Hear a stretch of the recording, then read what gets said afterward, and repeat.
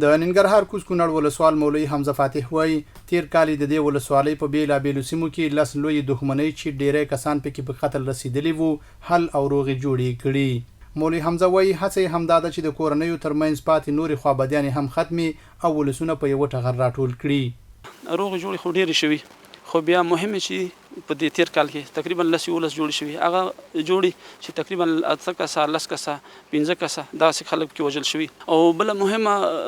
لاسته راوړنه دا ده چې هغه خلک په پاکستان او په نورو ځینو کې غریبانان د دغه بدۍ په خاطر باندې وطن ته نشو راتلی. غټه خبره دا وشوه چې خلک په آزاد فضا کې چې کوم د خپل وطن ته راغله او د ورورې په ټغر باندې سره کېناسته مشکلات حل شو. علما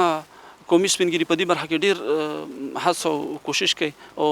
موږ هم تر شا چې کوم د کامل ملاتړ دی موږ هم د خبرې ته تشویق کړي دي چې نور هم داسې کوم چې هغه جزئي پاتې هغه انشاءالله چې نږدې وخت کې حل شي. دیني عالم مولوي احمد طیب وایي ولسونه باید له دښمنیو ځان وساتي چې په خبره یې سوله کې ژوند کول د پرمختګ لامل ګرځي. ولله الحمد اسلامي امارت پر اتک سره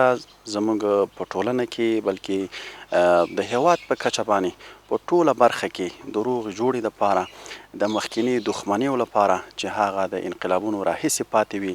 یعنی د هغه مجاهدینو د انقلاب څخه را پدې خو او همدارنګه تیر شل کلن اشغال په وخت کې چې کومې بدبینۍ وي نو لله الحمد اسلامي پراتک د اسلامي نظام پراتک سره په هر برخه کې د مشرانو لخوا نه وخت په وخت سره ناستې شوي دي او علماو ته قومي مشرانو ته د دې سپارښتنه شوې ده چې کوم مشکلات وي ستونزې وي په ساحوي شکل منطقوي او سیمه ییز شکل باندې د دې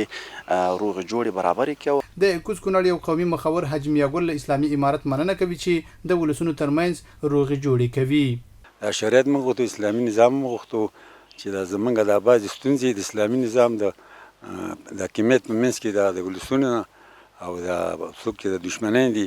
چې د امارت اسلامي د ولسونو ملکان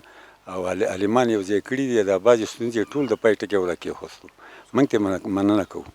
د ننګرهار قومونو او قبایلو چارو ریاست د معلوماتو له مخې واک ته د اسلامي امارت د رسیدو راهیسې دې ولایت کې نږدې 2000 لوی او وړې روغې جوړې کړي.